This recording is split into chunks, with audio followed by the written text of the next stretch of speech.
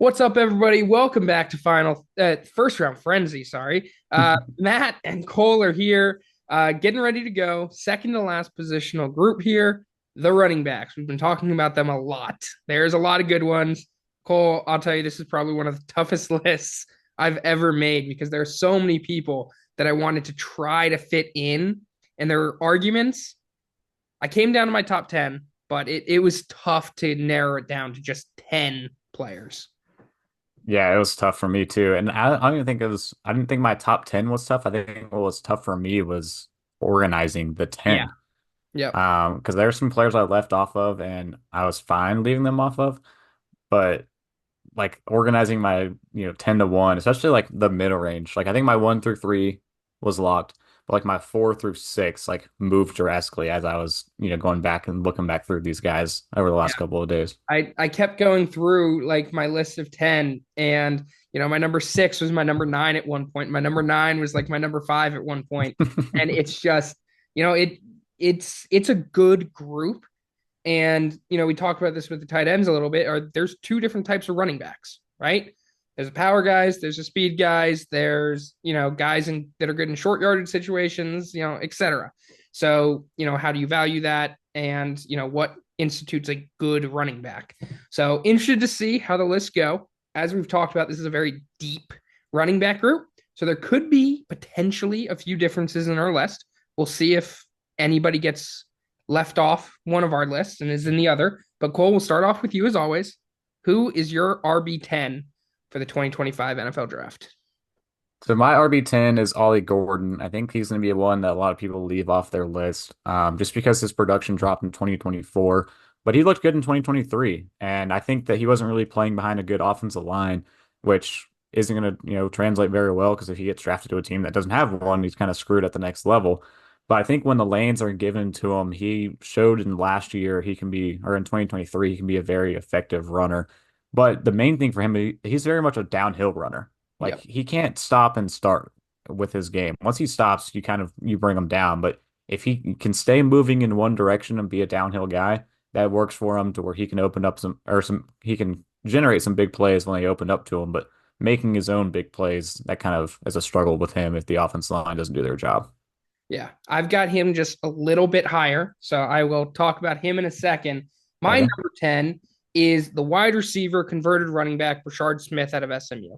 I Mm. really liked what I saw out of his game this past season. Over 1,000 rushing yards, was still extremely productive in the passing game as well. He had a great combine, ran fast, 4.39, one of the faster times of running backs in this year's class, extremely explosive. And what I like about him is he's a guy that has the potential to be a three down back, right? He's a guy that's powerful. He's a guy that can be effective in the passing game, and he's a good pass blocker. He developed that this year. I think we saw as a wide receiver, obviously, you have blocking assignments already. So he was able to develop pretty quickly uh, to that this past season. And I think he's a very high upside kind of guy, which is why he's in at my RB10 spot. Nice. I left him off, and I like the guys that are, converters. You can Yep. do a lot with him, especially out of the backfield, being a former wide receiver. Yeah, I didn't have him on my list. Good one. Good pull. There we go. My 9 was Dylan Sampson out of Tennessee. I talked about him, I think, after the Combine episode, Yep. or maybe, yeah, the Combine reaction episode.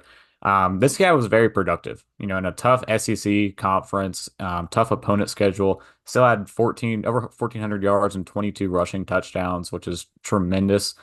With the level of competition that guy was playing and some of the defensive lines he was going up against. He doesn't have all the power, which puts him at 9 on my list. I wish I could have him higher, but I have some power guys that I like a little bit more than him, but he does have speed and competitiveness that makes him still a worthy prospect in this year's class. And I think he works best as a change of back guy for an offense. He's not going to be a lead role. He's not going to be a Jahmyr Gibbs by any means in terms of what he can do. But in a rotation, as a change of back or change of pace back late in this draft, someone will take a flyer on him, and I think he can do some good work in that role.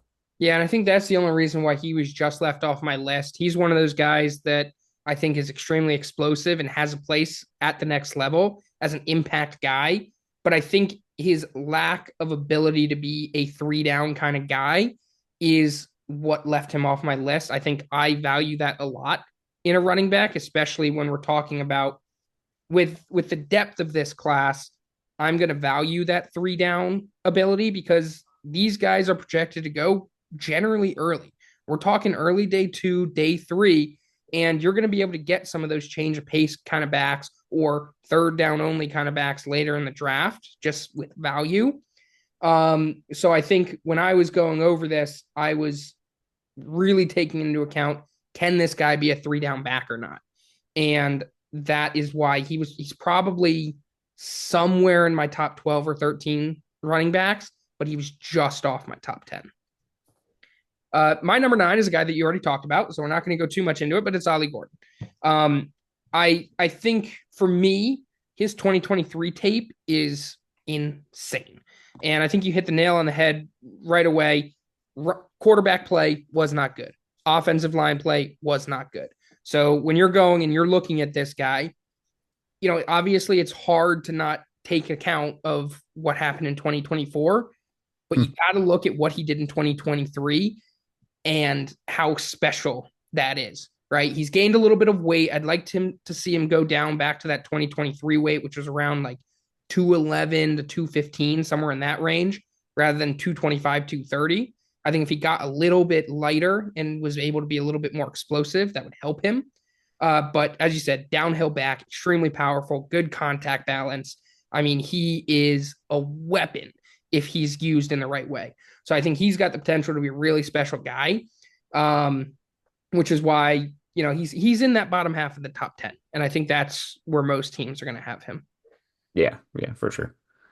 My next one, I love this guy, especially after the combine week. He is shooting up my board. I think he's going to go even higher, maybe even jump 2 spots higher than this. But I do have him at 8, and that's Damian Martinez. This guy, he looks pretty good, and he answered all the questions I had for him at the combine. The power matched with what he showed with his lateral ability to make people miss. He showed that a little bit on tape, showed it more during the combine. But I think this guy, with his patience and ability to move laterally, he's got some Najee Harris to him. Now, Najee Harris was a first round pick. Damian Martinez is not going to reach that level, but I do know there's teams that are interested in him. And I think he could be, the biggest steal out of this running back position in terms of what he can do with that style of play that works really well at the next level. Because he's really slow to the hole, and then once he's there, he's really fast through it. So patient in that way, and it worked really well for Najee Harris. I mean, 1,000-yard rusher every year of his career. He's in that same style of Yeah. play out of a running back. Yeah, I really like Damian Martinez. He's been one of like my guys from the beginning of this process. Really like what I saw out of him. He's a little bit higher for me. So Mm, my number 8 is Cam Scatabo. Now he's a guy that I love watching him play football. The speed is obviously the question mark, right? We haven't seen it yeah. happen. I'd love to put him higher, but I think this just running back class is extremely special, and it was hard to, without getting a baseline for how quick he is, it was hard to move him higher. But the contact balance is insane. The explosiveness is insane. His ability to be a pass catcher, a blocker, a downhill runner, whatever you want, it's there. So when we're looking at it, he's a guy that is going to make a huge impact early on for a team. I think he's a guy that can come out the gate and be a guy, whether it's a three down back or just as in a committee, he's going to be there on day one. My biggest question mark, and I think we've talked about this with a lot of backs, is, how is he going to hold up? Right? He lives off of contact. He takes contact, he absorbs contact, he goes with it. And he's absorbed a lot of contact already. Now you're going to the NFL. How long is he going to be able to hold up with this style of play? And I think that's where the speed comes into effect with me is, if he's a guy that's not going to be able to just break loose and avoid contact and be elusive, how long is he going to be effective in this game? So we'll see. I'm a really big fan of him. I think he can be really good, but until we get a baseline of how quick he is, he can't really move up any higher on my list. Yeah, that makes sense. I have him a little higher, and I'll talk about him when I get to him, but it's just because I couldn't get a sense from the combine to move him higher or Yep. lower. So I just left him where I had him. But like you said, when we see his 40, and again, I'll talk about him more in a second, at his pro day, he was smart to skip it for the time being, but Yep. we have to see that number at some point. and I think he skipped it because it's not going to be the number we'll like, and that's when he starts moving down my board. And you have a guy like Daniel Martinez move up my list, and then the next guy who I have at 7, and Taj Brooks, who I think is very quick for his stout size. Had 1,500 yards, over 1,500 yards in 2024. I love this guy's physical attitude. This guy is not afraid to lower his shoulder and run through somebody. And over time, like we saw out of that Texas Tech offense, he has the ability to break down opposing defenses. You just keep giving that guy the ball, and he's just going to keep wearing down a defense, and then just turning out more and more yards as the game progresses. And I mean, he got to the 1,500 yard mark during the 2024 season. And I think he's the Bucky Irving of this year's class. Bucky Irving went in the 4th round last year, and by the end of the season, we're talking about him being a really productive running back and establish a really strong starting role within a high-powered offense. And I think that Brooks can be that level. And he's also a little bit bigger. They're the same size, and you got about 10, 15 pounds more on Brooks than Bucky Irving. Same style range. He's going to go in that 4th round. And I think whatever team signs him, drafts him, he's going to go into a backfield and compete with their starter. And by the end of the year, I see him being a starting running back in the NFL. Yeah, I love Taj Brooks. And I think he's a guy that from the past few years, we've actually heard quite a bit about. There's been a lot of hype for him over the past few years. And he's another guy that just missed out on my top 10. I think maybe at the end, we'll go and say some of our honorable mentions if you have any. But I mean, we're looking at guys like Raheem Sanders. We're looking at Kyle Monongai. We're looking at Taj Brooks. And you might have some of these guys in your top 5. I don't know. We'll see. But those are guys that I think a year ago, I would have said, oh, they're potentially a lock to be top 10 backs in this class. But we've seen some guys just absolutely take off and, solidify themselves as big time backs. So it'll be interesting to see where those kind of guys go because I give them extremely high praise. I really like what I saw out of them, but it's tough to break in here. Now, my number 6, you've already talked about him. Sorry, my number 7, actually, I think, right? 10, 9, 8, 7. Yes. My number 7 back, Damian Martinez. Love this guy. I think his combine solidified himself as a top 10 back in this year's class. I mean, 4.51. He looked extremely smooth in the on-field drills, good patience before getting to the line of scrimmage and finding his hole. And he's got good explosiveness.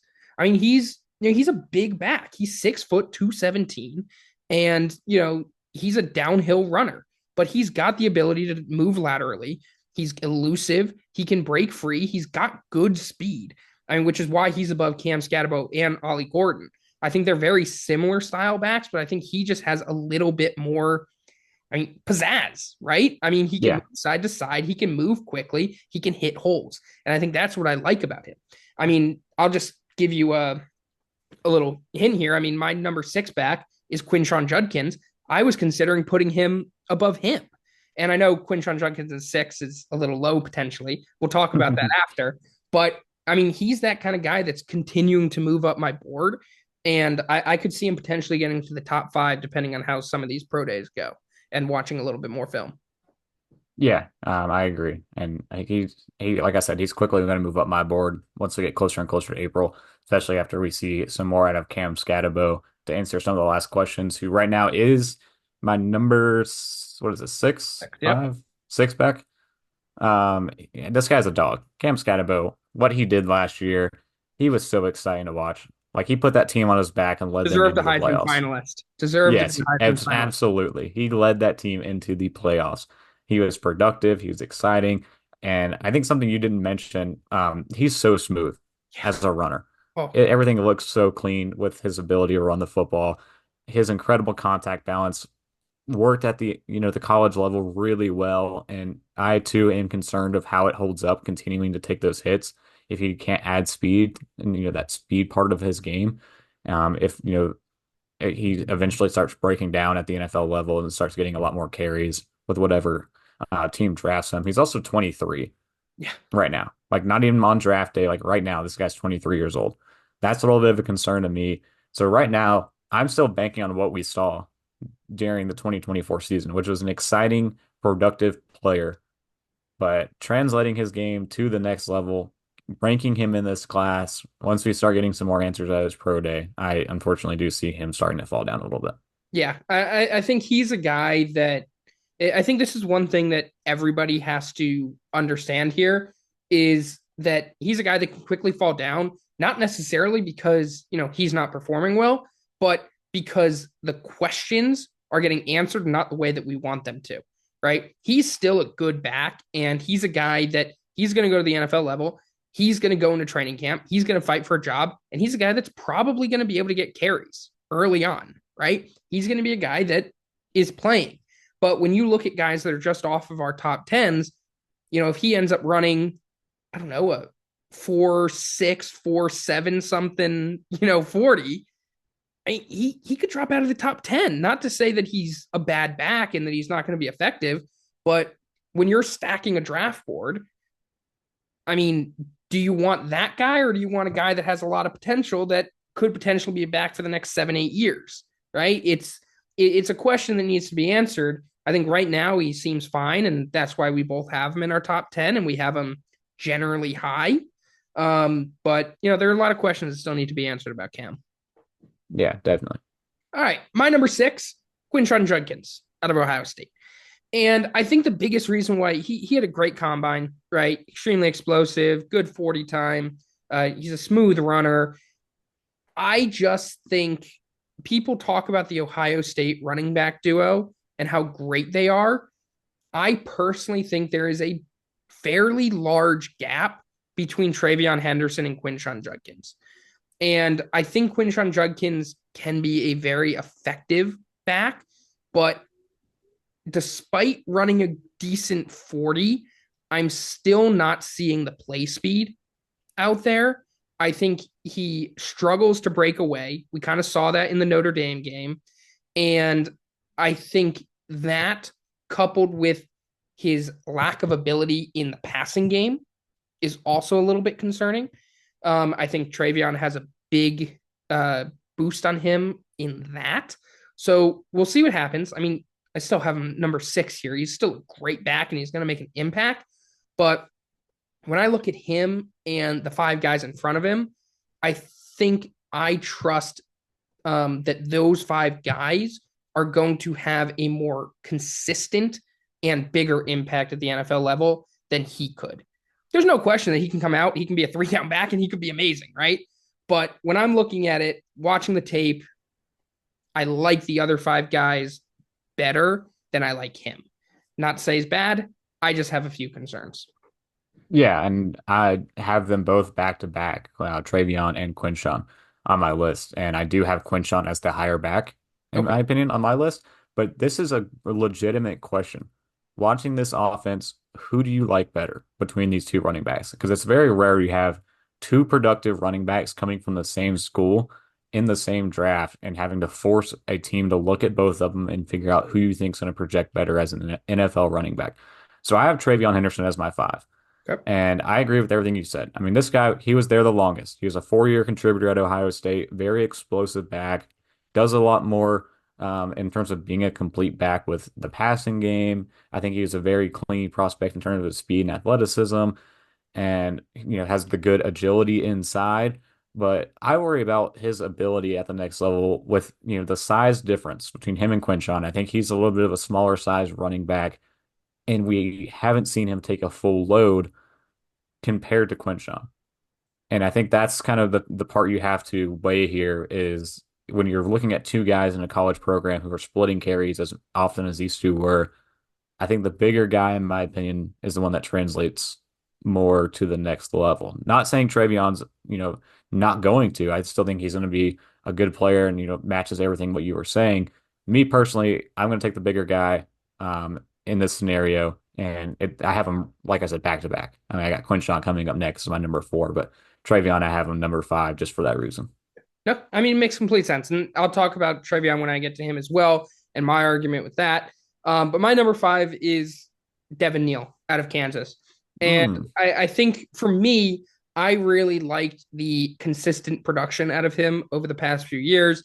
Over 1,000-yard rusher, I believe the last 2 years, it might have been 3. I have to double check that. But I know the last 2 years he's over 1,000 yards. He's a leader, which I really like. He's a guy that is going to make everybody around him better. And you're looking at a Kansas team that's, I mean, let's face it. I mean, it's it's not a great football program, right? I mean, when you think of Kansas, you think basketball. You don't think football. But this guy's a guy that's been able to stand out. He's been able to carry this team on his back to 2 victories, right? He's a guy that is really solid in the running game and in the passing game, and he takes pride in his ability to block. Is he the best pass blocker in this class? No, but he's out there getting his hands dirty, and he's making an impact and doing whatever his team needs to win. I really liked. He's a bit on the slower side, right? A 4.58 40 at the combine, but I think his ability as a rusher is a little bit more than that, right? He's explosive, 10-4 broad jump, 37.5-inch vertical, and for a shorter guy as well at 5'11. Mhm. But I really like his patience behind the line of scrimmage. I like his ability to pick out holes, and I like his ability to just, choose the times to use his speed, right? He doesn't just burn himself out. He looks, he waits, he finds the hole and explodes when he needs to. And that's where he makes his production come out. Yeah, he's one of my honorable mentions. I had Devin Neal off my list. Okay. I didn't like his pass protection. I didn't like, his usage as a receiver and the issues he kind of had there. There's a lot of body catches, which I don't like. I mean, some off-target throws. We're talking about Kansas football here too, which didn't help him. But I kind of disagree with the, finding holes. I think he was able to create his own holes, but when I was watching the tape, I think there were some cutback lanes and some lanes that were there that he, I don't know if he didn't see him. I didn't know if he just hesitated and just kind of kept going where he was going. But yeah, he hits the hole hard. I just don't know if he was necessarily hitting the right one at times, which kind of concerns me a little bit. But yeah, the explosiveness is there. All the things from a running standpoint are there. He, could be a really good change of pace back as well, which, was on my list at the time. But the more I looked into him, saw these other, little things here and there, I kind of had to drop him off. But yeah, I could see why you have him as high as you do, which just me personally, wouldn't be a running back I would consider. No, that's fair. No, it's completely fair. And I think, that's the thing. I mean, there are going to be differences in our list because Yeah. there are personal preferences when it comes to this kind of position. So interesting to see that you had him just off your list and I had him at 5. All right. Yeah. You already mentioned it. Travion Henderson at 4. No, I had Quinshawn 4, Travion All 5. right. Quinshawn 4. Yes. Yeah. Four. I think Quinshawn, you're talking about his speed. I think it just he tempos his speed really well. I think he knows when to hit different gears and, think of it like as a bike. Different gears work for different things and, different speeds, different terrain. I think Quinshawn utilizes that with his legs. He knows when to hit that top speed. He knows when not to. And I think he's got good vision. He wasn't the receiver that Travion was out of the backfield, but I still thought he had some pretty good hands when they used him in that role. But for me, it's just he has the size to be a 3 down back. And I think, what he adds in a receiving game as well adds to that. But, he's explosive and has some explosive play ability when the ball is in his hands. And I think that tempo speed thing will work really well for him at the next level. And I liked from what I saw, the way he was able to mix his speed up and hit a top gear when he needed to. So that's just what put me in my mind with him at 4 over 5 and, the comparison between the two Ohio State guys.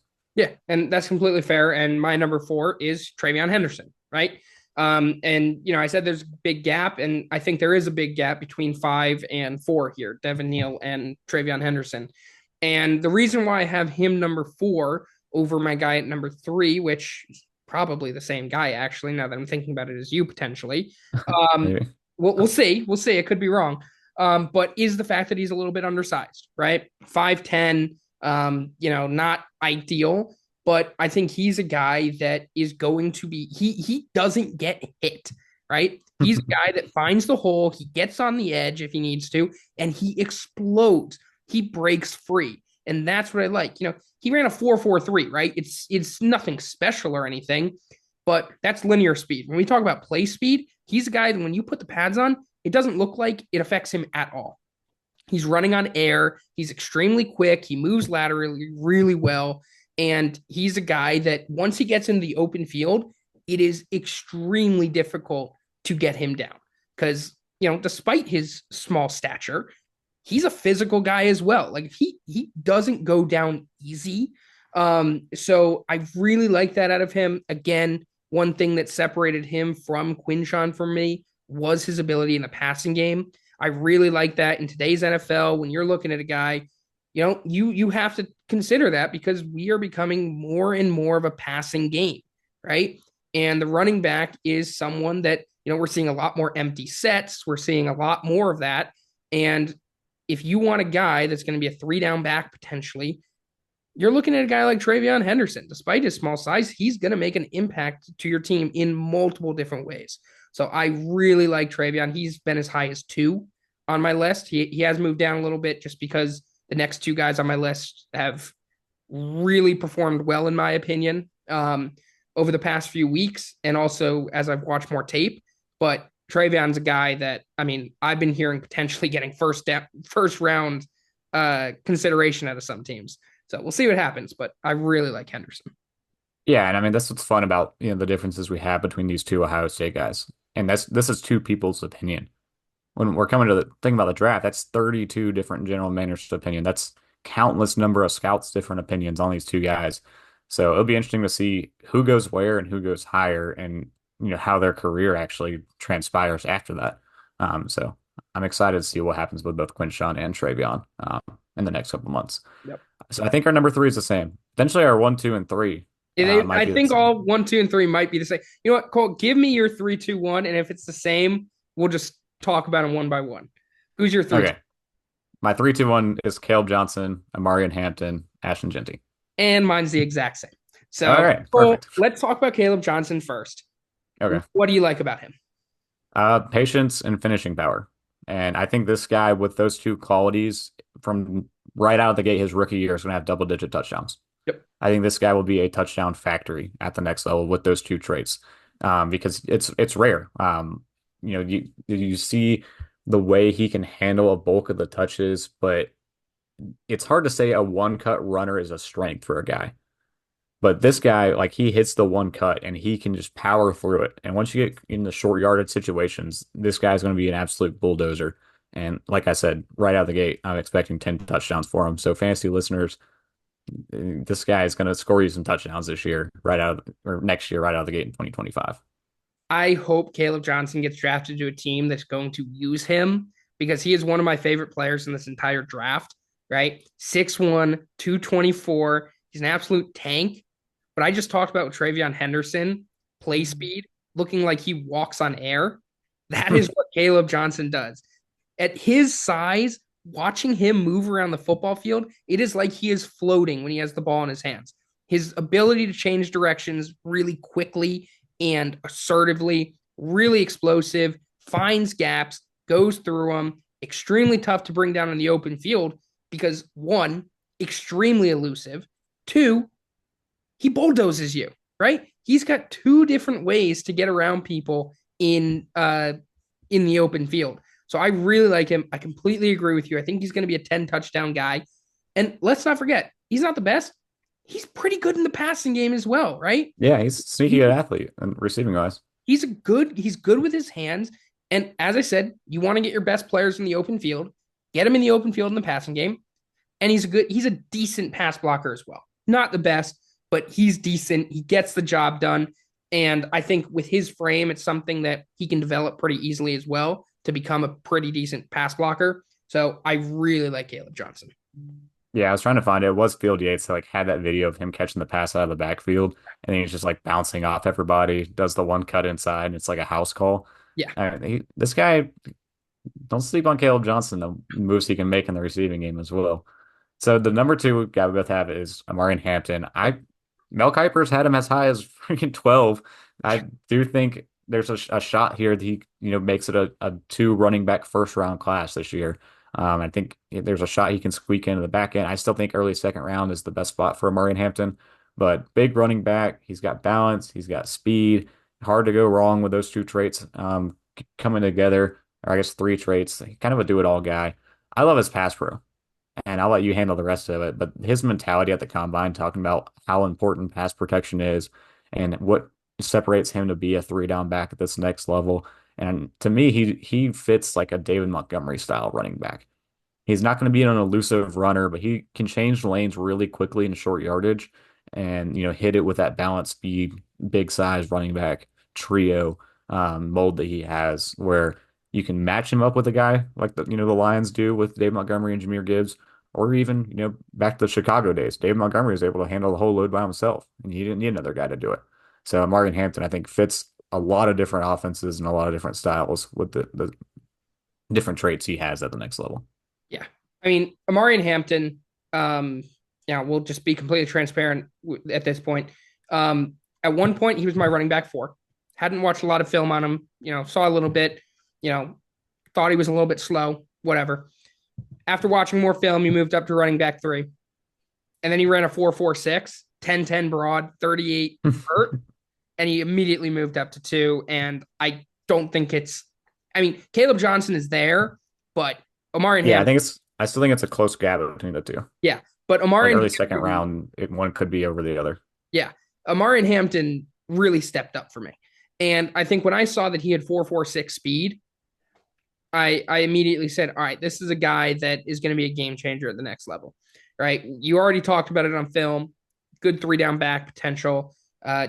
Pretty solid in the passing game. Really good pass blocker as well. I mean, I've seen some people have him over Ashton Genty. I don't know about that. I mean, I know Ashton Genty's a little bit undersized or a lot undersized, but it's a completely different animal. We'll get to that in a second. But Omarion Hampton, he's a guy that's going to be very effective. And our last mock draft, I believe you had the pick. The one I know, as you mentioned, Mel Kiper had him as high as 12. I think the one place I would potentially take him is Minnesota. I Hmm. believe that's 23 or 25 or something like that. I don't know. I might Yeah. have had Minnesota. I don't remember. But that was the one place that I was considering him, right? And I think they're a team that could use a back. Um, Yeah, especially if Aaron so Jones leaves in free yeah, if agency. Aaron Jones Definitely. leaves and he comes in, he can take over there. But I agree with you. I think he's probably early second round. I could see him going in the first 5 picks in the second round pretty easily. Or, I could easily see a team trading up into the late first round to get him just to make sure that Mhm. they have him. I think that's something that we could potentially see. But him and Caleb Johnson, I think, are neck and neck at this point for me. Yeah. But Amari made a huge jump from 4 to 2 pretty quickly. So last guy, Ashton Genty. Yeah, he's another one where I think I was trying to see who it was I was discussing. Taj Brooks, just a guy that like over time can break down a defense. We saw Aston Shanty do that the entire season. They just kept force feeding him the ball at Boise State, and you get to the third quarter, and this guy's ripping off like 60-yard touchdown runs. And he also was ripping off 60-yard runs on the first play of the game. We saw that too. Yeah. I mean, he is the complete package at the running back position this year. Nearly broke the record that Barry Sanders set, I think before we were even born. Yeah. So that in itself shows you how good this guy can be. The competition's an issue. I mean, everyone talks about the defenses he was playing at Boise Yeah, he State, went. yada yada. He put But 100 yards up on Penn State. We're. yeah, I think he answered that question. he still showed up in the playoffs when it was time for him to play some top tier defenses. It's just a question of how high is the team going to take this guy, in my opinion. I don't think it's should he be that high. It's what team prioritizes taking a running back that high. We saw Saquon Barkley go, what was it, second overall? Yeah. And then we saw Bijan Robinson go, early in the top 10 as well in the recent years. Teams are coming around to this idea that if this guy checks all the boxes you need for your offense and you need that last piece, and just get him. It doesn't matter where he is. Jahmyr Gibbs was that same way. He was drafted 12th overall. The Lions saw him sitting there. They had all the needs, taken care of with their entire team and said, why don't we just take this guy? He's the best player on the board. Ashton Janty is going to make a lot of teams have that conversation in the early first round of this year's draft. Yeah. I mean, Ashton Genty is a special talent, right? A lot of people say, he's a physical back. No, he's just a guy that has insane contact balance and just bounces off Yeah. backwards, right? He's not a guy that's going to run someone over, right? He's 5'8". He's not, a 6 foot, 230-pound monster, right? Like Ollie Gordon. He's not that guy. but he's extremely good at keeping his balance. He's patient. He finds the hole, and he's got a sneaky burst to him, right? He's a guy that can hit a home run if necessary. So when you're looking at him, I think for me, I'm still on the case that, does he deserve to be a top 10 pick? I don't know. I think for me, it's all up to fit. Um, we talked about, I believe we had him to the Bears. Did we have him to the Bears? Yeah, we had him to the Yeah, the most recent one we went to the Bears. in the most recent mock draft. And I think that makes complete sense because we're looking at what the Bears have done. I know you've been covering them a lot. They made offensive line moves. Is there someone on the defensive side of the ball at 10 that they really like? Maybe they end up going with that for positional value, but you need a running back and you need someone to help Caleb Williams. Ashton Genty's that guy.